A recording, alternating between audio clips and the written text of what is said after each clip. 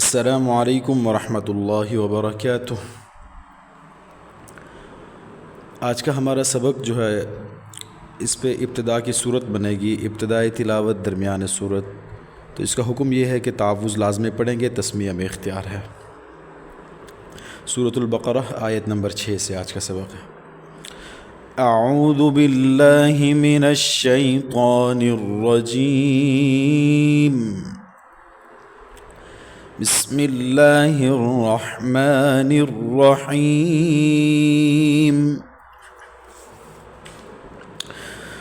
ان الذین کفروا سواء علیہم أأنذرتهم أم لم تنذرهم لا يؤمنون۔ إن الذين كفروا سواء عليهم أأنذرتهم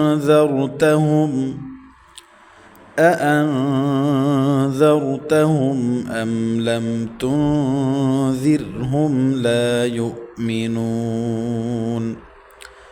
ختم الله على قلوبهم وعلى سمعهم وعلى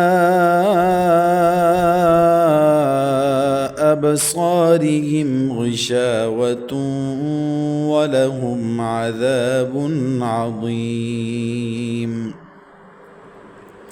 ان الذين كفروا، یہ ان نون کے اوپر اگر شد آ جائے تو یہ نون مشدد کا غنہ ہوتا ہے۔ نون کے اوپر شد آئے تو ہمیشہ اس کے اوپر غنہ کرتے ہیں۔ ان الذین، ذال نرم حروف میں سے ہے، نرمی کے ساتھ اس کو ادا کریں گے، اور ذال کے بعد یا ساکن ہے تو یہ یا ساکن سے پہلے ذال کے نیچے زیر ہے تو یا مدہ ہے، ایک الف تک کھینچیں گے۔ نون متحرک ہے، حرکت میں زبر ہے تو اس کو بغیر کھینچے پڑھنا ہے۔ کفروا، کاف باریک اور اس کے اوپر زبر ہے تو اس کو کھینچنا نہیں ہے۔ را پیش کی وجہ سے اس کو موٹا کر کے پڑھیں گے، اور را کے بعد واو ساکن اس سے پہلے پیش تو واو مدہ ہے، ایک الف تک کھینچیں گے۔ کفروا سواء علیہم، سواء، سین سٹی والے حروف میں سے ہے، سختی کے ساتھ یا سٹی کے ساتھ ساؤنڈ نکالیں گے۔ واو میں ہونٹوں کو گول کریں گے۔ واو کے بعد 5 الف کی مد ہے تو ہم نے 5 الف تک اس کو لمبا کرنا ہے۔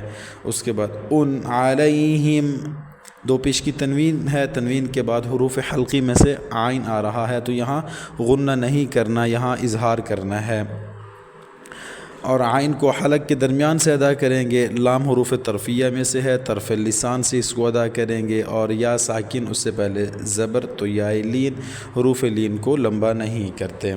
علیہم، علیہم، ہا سینے سے ادا کریں گے۔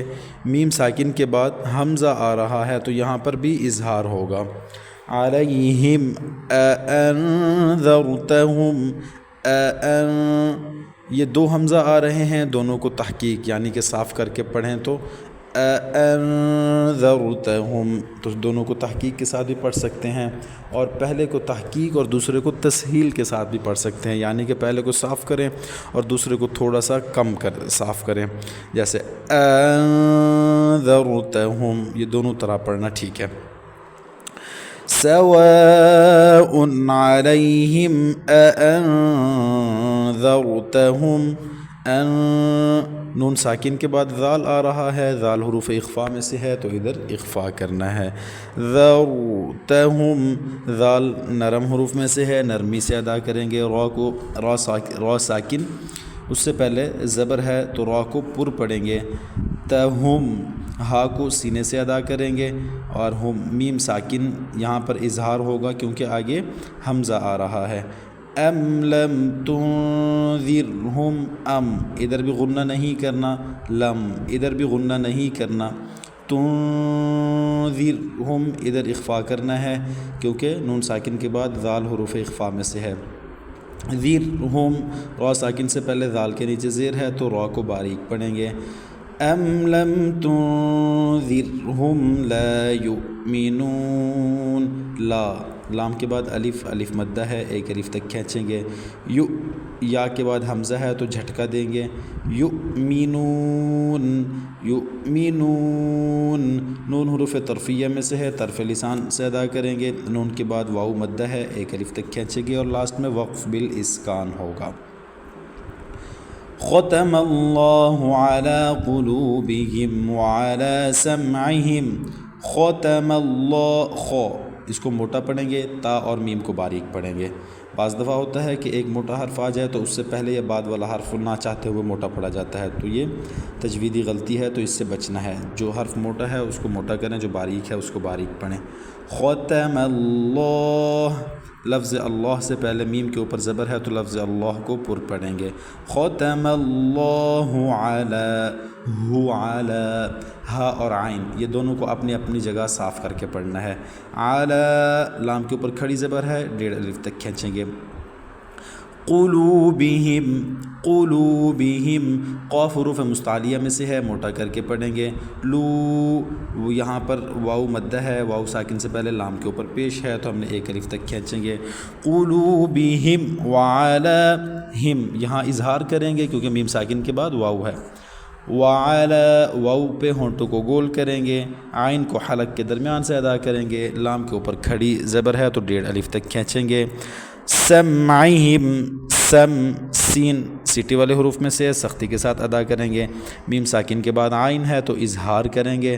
سمعہم، ہا کو سینے سے ادا کریں گے اور لاسٹ میں میم ساکن ہے تو ادھر غنہ بھی نہیں کرنا اور یہ وقف بالاسکان ہے.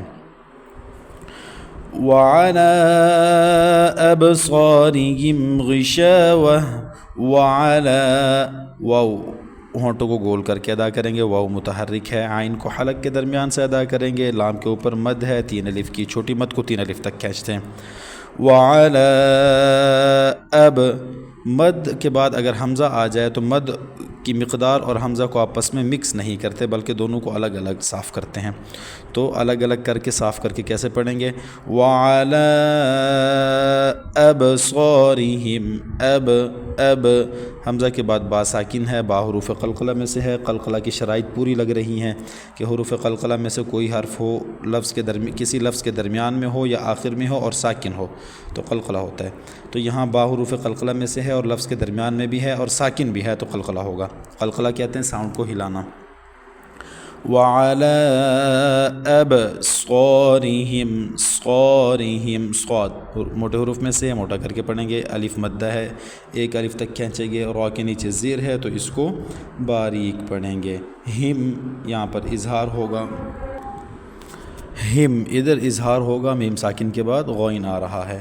غشاوہ، غین حروف مستعلیہ میں سے پر پڑھیں گے. شین کے بعد الف مدہ ہے، 1 الف تک کھینچیں گے. اس کے بعد واو متحرک ہے، زبر زیر پیش والی واو کو واو متحرک کہتے ہیں تو اس پہ ہونٹوں کو گول کریں گے. اگر ہم یہاں وقف کریں گے تو یہ گولتا ہے ہا بن جائے گی. اگر ہم وقف نہ کریں غشاوۃ ولہم تو یہاں پر ادغام ہوگا، ادغام غنے کے ساتھ، کیونکہ تنوین کے بعد حروف یرملون میں سے واو آ رہا ہے تو یہاں پر غننے والا ادغام ہوگا. میں نے آپ کو گزشتہ اسباق میں سے ایک سبق میں نے بتایا تھا کہ نون ساکن اور تنوین کے بعد حروف یرملون آئیں تو ادغام ہوگا. پھر ادغام کی 2 قسمیں ہوتی ہیں، ایک ہوتا ہے ادغام غننے کے ساتھ اور ایک ہوتا ہے بغیر غننے کے. تو حروف یرملون میں سے اگر یمنو میں سے یا میم نون واو ان میں سے کوئی حرف آ جائے تو غننے کے ساتھ ادغام ہوگا، اور نون ساکن اور تنوین کے بعد لام اور را میں سے کوئی بھی حرف آئے تو وہ بغیر غننے کے ادغام ہوگا. اب یہاں دیکھیں تو غشاوۃ ولہم، تا کے اوپر تنوین ہے، تنوین کے بعد یمنو میں سے واو آ رہا ہے تو غننے کے ساتھ ادغام کریں گے، ادغام مع الغنہ ہوگا. غشاوۃ ولہم، واو پھر متحرک ہو جائے گی، ہونٹوں کو گول کر کے ادا کریں گے. ولہم، لام حروف طرفیہ میں سے ہے، طرف لسان سے ادا کریں گے، ہا کو سینے سے ادا کریں گے، اور میم ساکن کے بعد عین آ رہا ہے تو اظہار ہوگا. وَلَهُمْ عَذَابٌ عَظِيمٌ، عذاب عین حلق کے درمیان سے ذال کو نرمی کے ساتھ ادا کریں گے، ذال کے بعد الف مدہ ہے، عذاب عظیم، بن با کے اوپر تنوین ہے، تنوین کے بعد حروف حلقی میں سے عین آ رہا ہے تو ادھر اظہار ہوگا، بغیر غنہ کے پڑھیں گے۔ عین کو حلق کے درمیان سے ادا کریں گے، وہ نرم بھی ادا کریں گے، موٹے حروف میں سے ہے، پر بھی پڑھیں گے، یا ساکن سے پہلے زیر ہے تو اس کو ایک الف تک کھینچیں گے، یا مدہ ہے، اور آخر میں وقف بالاسکان ہوگا۔